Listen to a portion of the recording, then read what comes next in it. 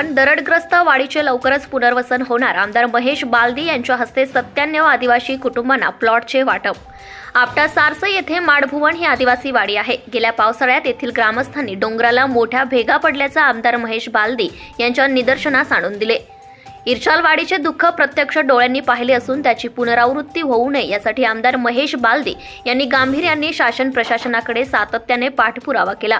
त्याला यश मिळाले असून रसायनी पाताळगंगा सारसई परिसरात MIDCच्या जागेत वाडीचे पुनर्वसन करण्याची मंजुरी शासनाने दिली आहे. यासाठी शासनाकडून 300 गुंठे जागा MIDC कडून उपलब्ध करून दिली आहे.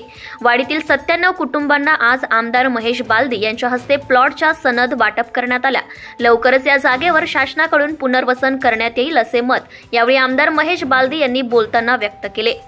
यावेळी जिल्हा परिषद सदस्य ज्ञानेश्वर घरत, ज्येष्ठ कार्यकर्ते संजय टेंभे, माजी सरपंच ज्ञानेश्वर भोईर, सरपंच निकिता भोईर, उपसरपंच मयूर शेलार, सदस्य असद पित्तू, मारुती चव्हाण, राजेश देशमुख, पांडुरंग लेंडे, सामाजिक कार्यकर्ते रत्नाकर घरत आणि मोठ्या संख्येने वाडीचे ग्रामस्थ उपस्थित होते.